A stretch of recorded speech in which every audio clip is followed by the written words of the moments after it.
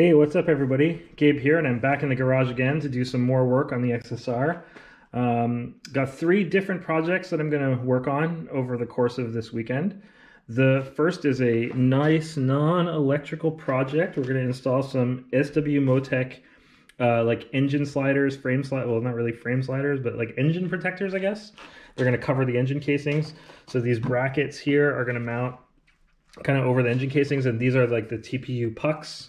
These are the adapter plates. This kit was kind of pricey, but it wasn't easy to find a kit that was available for shipping in Canada. I didn't like the look of some of them, so this one is a bit more subtle looking, and it seems pretty solidly engineered. It's a little scary, because to do this, well, let's go look at the bike quickly, since this is going to be the first thing we're going to do. I've got my Honda Civic's flat tire car stand back here under with a little piece of wood holding up against the bike. And the idea here is just a little tension on the engine, because we're going to be undoing these bolts on each side to add the adapters, and those are the engine bolts holding the engine to the frame. So it is only going to be one at a time. At all times there will always be three bolts holding the engine to the frame out of four, so it should be okay. The jack is just there as a kind of safety precaution. Still, it's a little frightening. The torque on these bolts isn't insane. I think the replacement torque says 46 Newton meters, so it's not an insane amount. It should be okay. So that's the first project. Like I said, no electrical wiring stuff. That's a nice change from last time. So I want to get that done. Second project is simply a slightly higher quality, I hope, USB charger port. It's a little bigger than the old one was. When I do this, I'll show. I found why the old one stopped working. I took it apart and figured it out. And I maybe could repair it, but it doesn't seem like it would be a good repair, so we'll get to that. And of course, finally, we've got some heated hand grips. This is the reason I'm making this video. I was only going to do the other two things and not make a video because they're not very interesting. But because I think the heated hand grips install on top of that kind of makes a bigger range of stuff to do this time around, I thought I'd film it. So I'm gonna start by loosening the first bolt on the engine and seeing how it goes for the sliders, and then so we'll start with this stuff, and then yeah, I'll do like I did last time, kind of updates explaining as I go instead of trying to film while I work, which is a little difficult. So I'm gonna take the first bolt out according to the instructions. SW Motec does provide pretty awesome instructions for their stuff. In English and German, and I don't speak German or anything, but if you do, it's probably helpful. But what's nice about it is they have really good diagrams of everything and of which way the bike is oriented, so you're always on like the right side, working the right way. So I'm going to start with this, and hopefully it'll go well. All right, I'll be back. All right, so the first one is on. Here's the bracket installed. Got to go do the other side of the bike now. But it was a little frightening, you know, taking that bolt off. But I saw that both sides came out pretty easily, so it's a little less stressful. And the new bolts are in there, torque to spec. That part was pretty easy, so I'm pretty confident now. So I'm gonna go do the other side of the bike. But yeah, it was a little nerve-wracking, but it was very easy. So okay, gonna go do the other side now. I'll be back. All right, so the scary part is over. The jack is out of there. All four of the, you know, kind of frame holding bolts are put back on. Let's go to the other side. And they're mounted in place with the bracket. Hopefully that lighting shows what I'm talking about, but here's the bracket. Here are the new bolts, the other ones in there. They're torqued on to the right torque. I got the stand out of there. So that's good. I'm just gonna install the slider units now with the adapter plates on top, and this simple non-electrical project is complete. All right, there really isn't a great angle to film this at, but there is the TPU puck installed on top of the frame. So this is totally done. I've done both sides. Let's walk around, try to see if we can see anything on the other side. Maybe it'll show up a little. Yeah, it's okay. Anyway, it covers up everything. It looks good. So now I feel better. If the bike has a little tip over, that will be the contact point.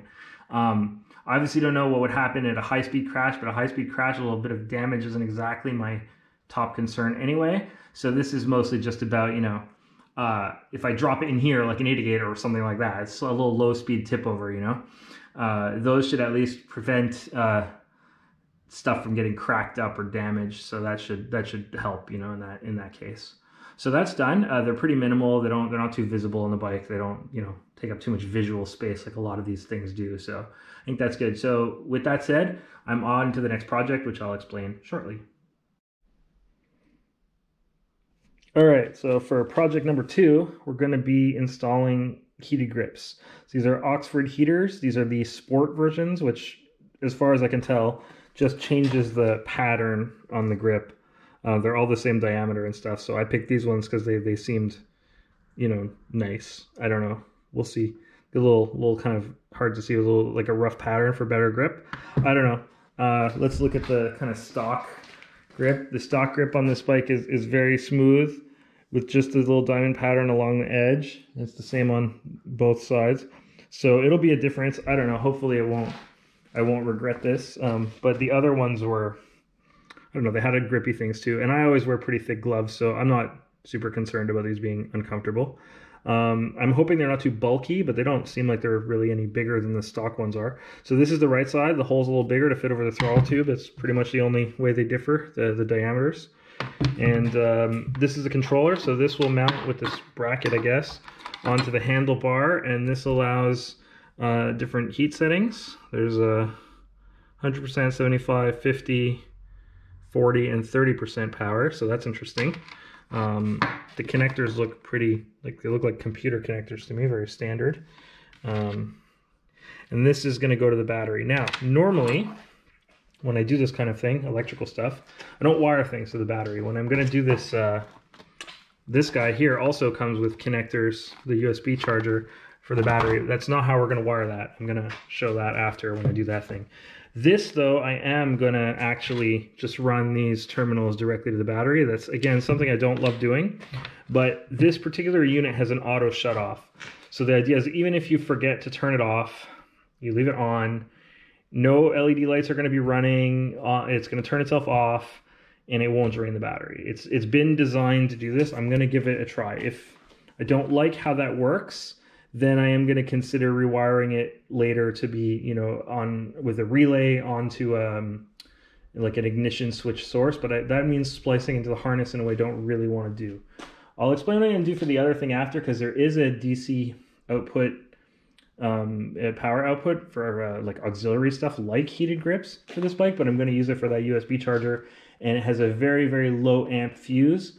So I don't think I could realistically have the heaters and the USB charger on it together, which is why I'm going to wire this straight to the battery. So the first thing to do for this project is I'm going to need to take these off. Now, I've done this before on my DRZ, and boy, it was not a fun experience. They were fused on. For the left side, I took an X-Acto, I sliced it off, and then I spent half an hour cleaning it. For the right side, I actually had to replace the throttle tube. I couldn't get it off the old throttle tube. Now, that was a 2006 DRZ, and I performed that operation in 2018, if I had to guess. And so, you know, there had been 12 intervening years at that point, and it was the stock grip. So they had really fused on there. This bike is pretty new. I'm hoping that won't have happened. I'm going to just gently go over it with my heat gun first, and then I'm going to try the trick where I'm going to put the nozzle of the compressed air.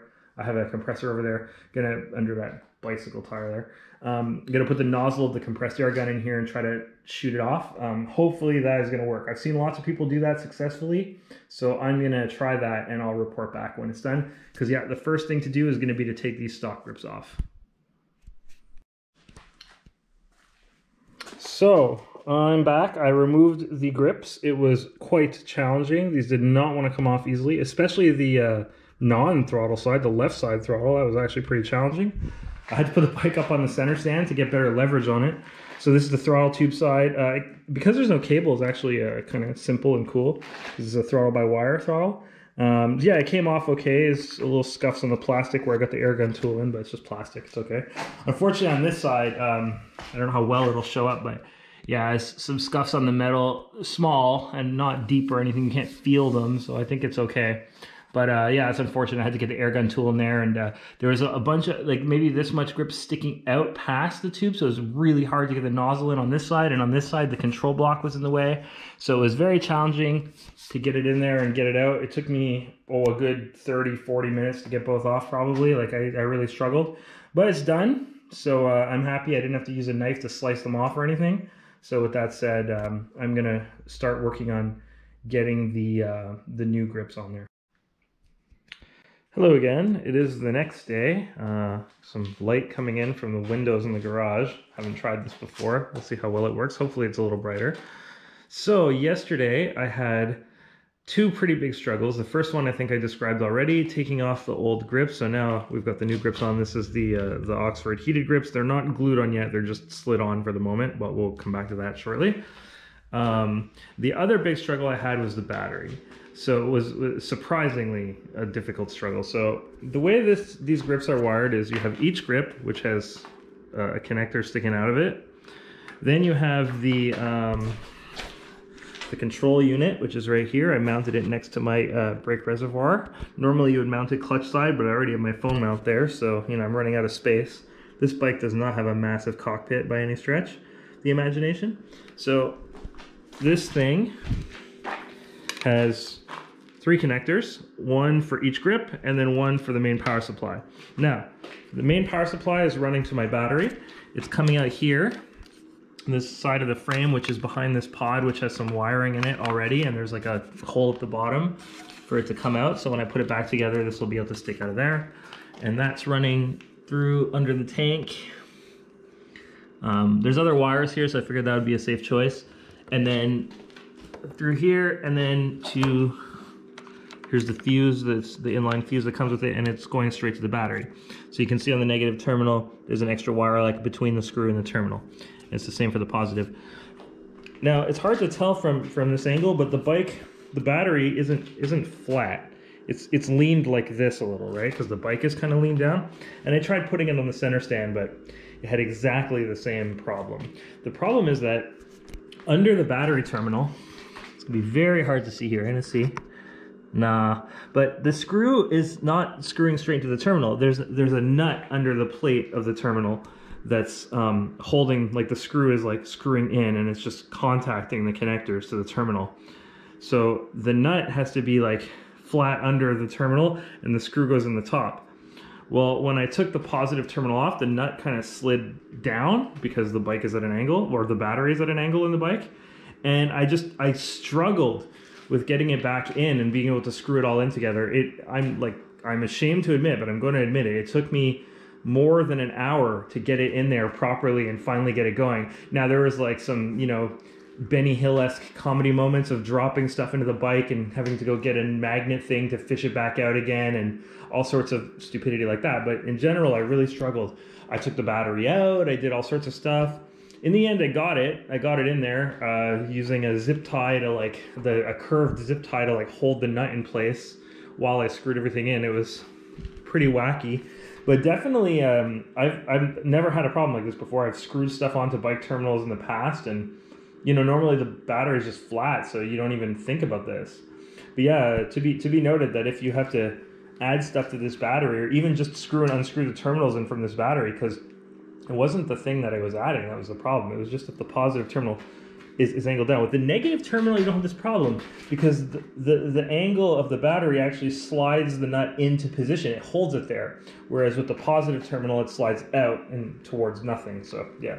Anyway, it's good now. It's all connected. So what's left here? We've got everything on. I should note.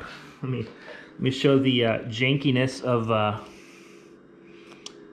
Let me see. Can we see it? Yeah, from here. So this is the connector. There's this little backboard, and then there's some sticky stuff on there to foam mount it. But to get it on here, I've basically zip tied it and put another sticky pad on. And it doesn't move. It should be fine. It might jiggle a little, but it should hold. It's just not beautiful. It's meant to be put into the clutch perch with the screws here, I think. But I only have one screw anyway, even if I wanted to do this. So it doesn't seem like it was super compatible for my bike. Maybe I'm gonna go to like a clamp mount like this with like a U-bolt, like this ram mount clamp eventually in the future, but we'll see. We'll see how it goes. So what I have to do now is I've got all the wires here. There's another one somewhere. That's the left. That's, oh yeah, here. And here. I have to make them all, you know, go behind this somewhere, so they're out of the way, they're hidden. I have to glue the grips on. I don't know if I should, like, I'm gonna have to figure out exactly where my wires are gonna be, then glue the grips on. With the throttle, it's especially important because the throttle moves. So you don't want that wire to be able to interfere with the brake lever in any way. So you have to test it. It's hard to do with it, but I tested it. So I've hung on the brake all the way in. They don't interfere with each other, so that's important. So yeah, that's where I'm at with the heated grips. The project is coming to an end. I did plug all this stuff in yesterday and test it. The grips work, so that's good. So after that, it's just going to be the USB charger to do. So yeah, I stopped yesterday because after my frustration with the battery, I decided that I was getting kind of tired and annoyed, and it wasn't going to be nice progress. So I decided that I would, you know, pause where I was at and come continue this today kind of fresh. So that's what I'm doing now. I'm gonna try to finish up this wiring, make it as clean as I can, glue these grips on. I'm a little worried about that. I hate gluing stuff because it's crazy. It's a, you know, a contact glue. You don't get a long time to do this. You have to get it right kind of the first time. So this freaks me out a little bit, but I'm gonna do it anyway. Get it in there, glue these on, and that's gonna be that. So I'll be back in a little bit to show how I did the wiring once I figure out exactly how I'm going to wire it all. Bye. All right, so the heated grip installation is complete. There's definitely some things about it that are a little jankier than I would like. The biggest problem is there's just a lack of space to run cables and have, you know, wiring. I suppose it could have been done much more elegantly by pulling off the gas tank and doing some stuff under there, but I really didn't want to do that for this project, so I've made it work. I believe it is going to be functional. Everything clears, everything moves without any issues, but I still find it a little on the janky side. So let's start with clutch side throttle grip. The cable is zip tied here to the bar. There's a little bit of spare so that it can move, but nothing gets in the way. Everything's the same here. And it runs under here and down underneath the kind of the middle there towards the triple. Brake side is the same story. The throttle one, of course. This one has to move, so this cable's here, comes underneath everything else. It's joined again to the bar by a zip tie, which is right next to where the controller is, and the cable runs underneath here along with the controller. The controller has a very long cable, so I kind of wrapped it a few times to get out of the way. And they'll come down to the kind of here where I've zip tied them gently to this this cable protector that goes under into the bike. The only one that's kind of a little exposed is the main power line. So I could, if I wanted to if I had problems or something, I could disconnect this quickly. It's going to come out of this, again, this box here that goes back on. I haven't put this back on because I need it for the USB connector job, but this box goes here, and this is going to come out of here. I have some extra cable, so I might move it around, but yeah. And otherwise, like I've showed the controller before, this is the part I like the least. It's janky. It definitely moves. I can only hold it on there with one zip tie, so it's definitely going to move around. I don't really love it, but I'm going to try it out and see if it's constantly just moving out of position, migrating on its own. Then I'll have to come up with something better. I'll have to build a new bracket or something. But for the moment, I'm going to see if it'll work like this. If it doesn't actually move around on its own, it doesn't really bother me, then I'm willing to give it a shot. So we'll see when the season starts how it actually goes. It functions like this. It's just a question of, you know, if it's going to work, like if it's going to stay in position enough to, or be really annoying. So the last thing I'll say is I like how there's a feature here I like. So I'm going to turn the bike on without turning the engine on. Going to turn the grip controller on here, just so the grip controller is on to full power, and the grips, it doesn't take long to start feeling it, or especially with your bare hands.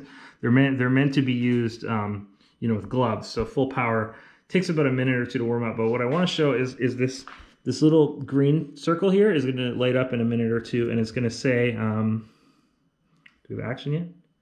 Oh, I just realized, actually, I'm not going to show this now because I've glued them maybe 20 minutes ago, and I don't know how long that glue takes to set, but I don't necessarily want to heat it up. So maybe we're just going to actually let it sit.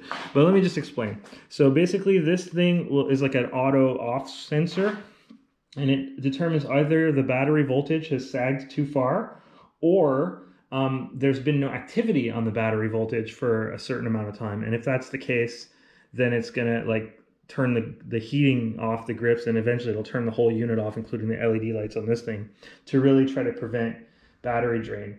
When the bike is running with the alternator going, it shouldn't be a problem. But if you forget to turn it off when you turn the bike off, it in theory should turn itself off and prevent draining your battery. That's a cool feature. It's hard to test in the shop here because I don't want to turn the bike on with the engine. I'm really, really trying to avoid starting the engine of the bike until I'm actually going to ride it, since it's been sitting since like late November. And now it's about to be March, so it's been sitting for a good while. I don't want to start it and then not put any load on it. Like the first time I ride it, I want to ride it. So I've been using my battery tender and stuff like that to kind of do the job. So yeah, that's the plan. This is done. The last thing I'm going to do is in this slot here, I'm going to put a USB mount. I'm going to show what happened to my old one first. So I'll be back when I'm set up to do that. Hopefully that job won't have as many crazy challenges as the last couple of ones did, but I'll be cautiously optimistic, not more than that. So we'll see how it goes. All right, so let's get started on the USB charging port. So this is my old USB charging port and its components. So here is the actual charging port. Here's the over there. It's very hard to see, but there's a LED light in the middle when it's on, in theory. There's an on-off switch on it, which is useful, and I'll get to why. Then it connects via this connector to this. Here's a transformer circuit, and that I have spliced onto this Yamaha connector, which plugs into the auxiliary connector on the bike. So that is why this thing is still open. If I take this out, it's going to be very hard to see, but at the bottom of this connector here is impossible to see, but there where my finger is, there it is the Yamaha auxiliary power connector. So that is going to connect to this. So that's switch power. That will only be available when it's on. And this connects to the transformer. This connects to the USB port. So why doesn't this work anymore? I thought it might have been because I did a crappy job soldering this, so I re-soldered it. That's not the problem. Then I took this apart and I paid more attention. And what I noticed was that there are 3 components on this board. You got 2 capacitors and a coil. The coil is almost not going to be visible. The coil desoldered itself. One of the pins from the board, the central pin there, isn't on this side. There's nothing touching. So it doesn't work anymore.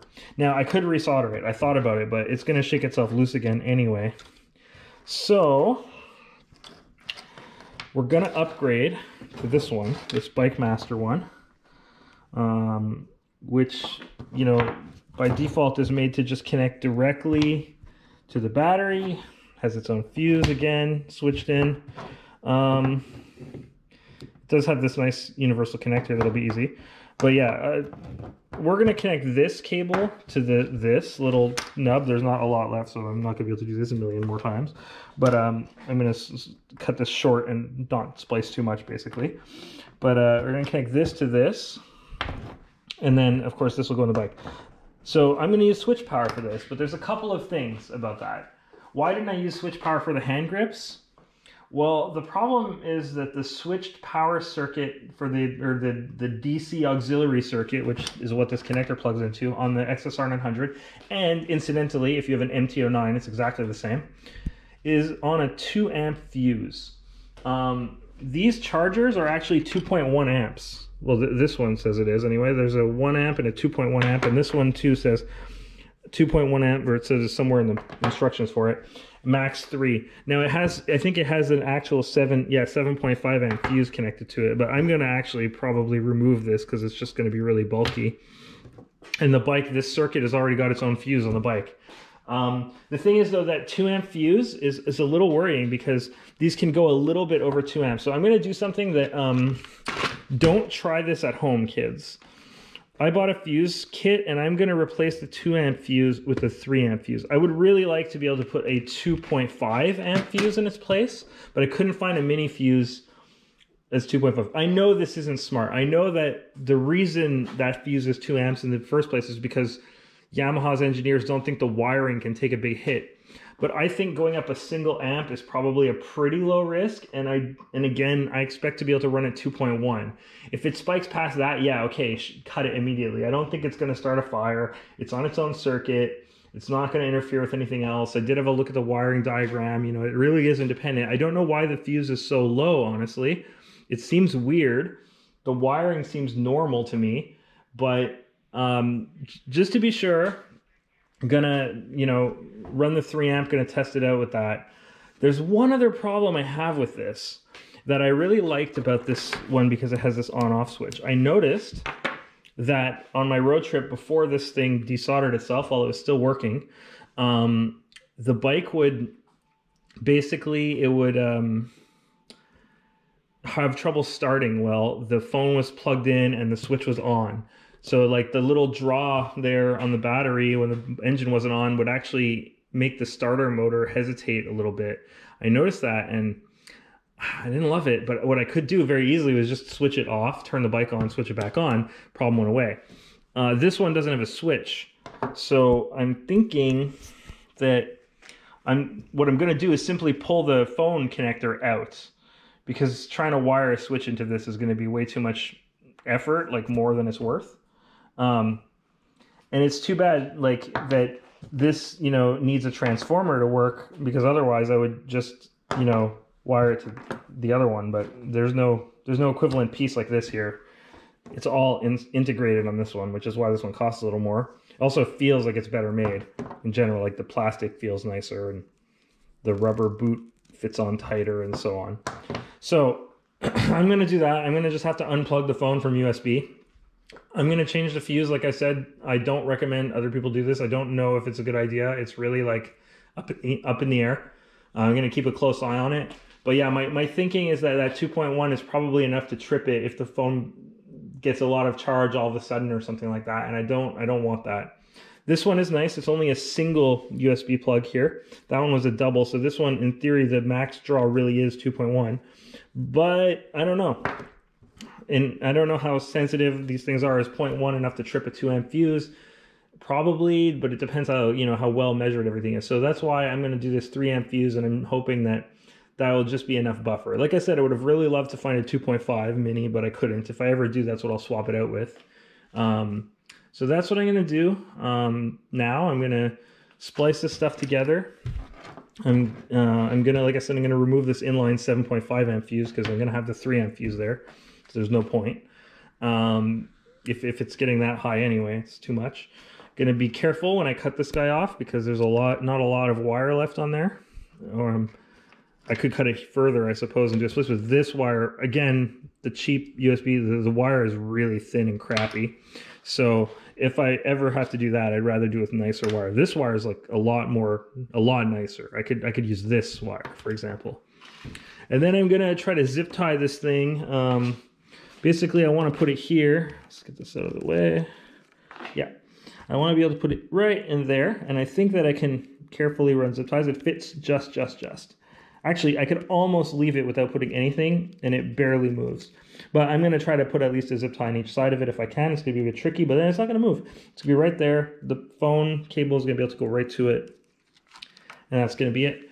I'm going to be done with the projects when I finish this. So I'm going to come back. I think I'm going to start with the fuse box. I'm going to take the fuse box out and switch out that fuse. So we'll start with that. I'll show it when it's open. All right. I'm back again to show the fuses. I dismantled this pod thing on the other side of the bike here. This one. Only to realize that there's nothing in there. There's a single terminated connector that goes to nothing. That doesn't look like any other connector I've seen. So I don't know what that's all about. I'd read the fuse box was in that side, but it's not. It's here. It's in the same side as the auxiliary connector. It was a bit of a pain to get at it. So here is my 2 amp fuse. So I'm going to replace this with a 3 amp. Doesn't look like it's burnt now. It does actually come with a spare 2 amps, so that's good. It's the only 2 amp fuse on the bike. The main fuse box, since I was looking, there's a main 50 amp fuse in here. There's 2 10 amp fuses here, the main electrical connector, and then this is the other fuse box, which has the ABS fuses and a bunch of other stuff in there. And then here we've got ignition, ABS, again, parking, which I guess is lighting, signals, headlight. So this is lighting fuses mostly. The other one was fan, ABS solenoids, stuff like that. So yeah, there's 2 fuse boxes on this bike. You need to know where both of them are to do this kind of stuff. So anyway, I'm going to replace that middle 2 amp fuse with the 3 amp.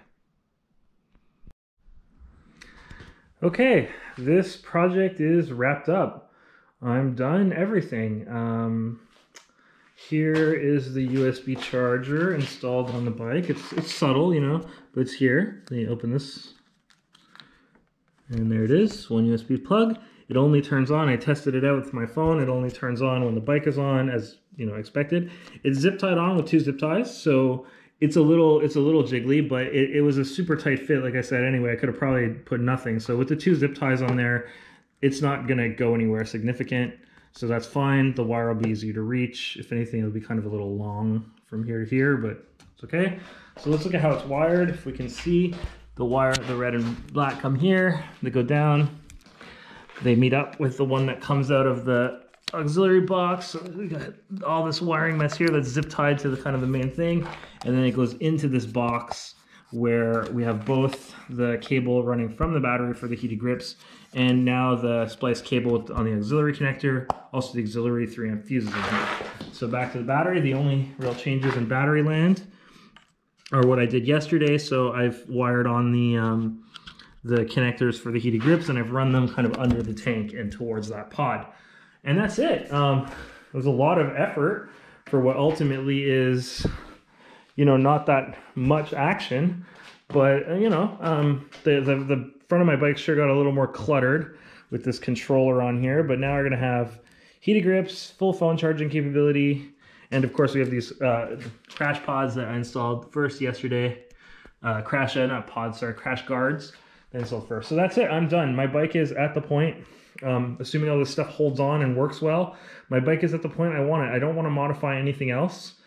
The only other thing that I've seen that I like is a LED headlight from Motodemic, but it uses a different mounting bracket, which would then be incompatible with my indicators. So I am certainly not going to do that this year. I might never do that. The light on this bike isn't super great, but I don't ride at night often enough to justify the something like $600 or $700 headlight and then having to find a new solution for my indicators on top of that. So I don't really want to do that. So probably I'm just going to live with this kind of not so great headlight, but that's it. I'm ready to start riding as soon as the weather is agreeable, which might not be for a while. It's about to be, I think we're a couple days off of March when I'm filming this. I don't remember the date today, to be honest with you. But yeah, we're about to be March, and I mean, it snowed yesterday night. There's still snow. There's still reports of, you know, -10, -15, even -19 degrees overnight temperatures. It's going to be a while before the melt begins. I don't know. I don't expect to be riding until April this year, honestly. We'll see. I could be wrong. I hope to be wrong, but that's my expectation. So I'm now done with my garage projects for the winter. At this point, I'm just ready to ride. So yep, I'll be back when it's time for that, hopefully. Thanks for watching. I know this wasn't the most like instructional video about how to do everything. I just wanted to show what I was doing and sort of how I did it. It's not magic. I mostly just followed the instructions for stuff like the heated grips and all that. Just finding where to run cabling on this bike is a little tricky. I mean, there's this rat's nest here under the cage and under where everything kind of joins. I mean, the stock wiring doesn't look much cleaner than what I added, honestly, so I don't feel too bad about it. But yeah, there's a lot of crap back there. It would be, I could sort of see the appeal of having a little thing to cover it, but I like the look of the bike without it. I'm willing to just assume people aren't going to look too hard at the wires. I wish I would have maybe taped this. I might do that at some point because it's a really glaring red wire where everything else is at least black. So I might disconnect that and just tape up that visible portion, since the connector is right here and I could easily just wrap it with electrical tape. That's what's coming out of the USB. But yeah, other than that, the only thing I really have any kind of concern with is this thing. So this is the heated grip controller. It moves way too easily along the bar because, again, there's only one zip tie holding it in place. So I don't love it. I'm going to do something. I'm going to see how it rides, but I suspect I'm going to have to think of something a little better for that. And again, I like this style of mount with the U-bolt and the clamps. It takes up a little bit more room there on the bar. Got to do it right, but I think it could be done, and it would make it a lot more solid if I could have that kind of mount for this. But I'm going to see what I can come up with, and I'm going to test it out as is first, because there's no sense in fixing something that works anyway. So we'll see. So that's it. Again, thanks for watching, and have a nice end of winter. Bye.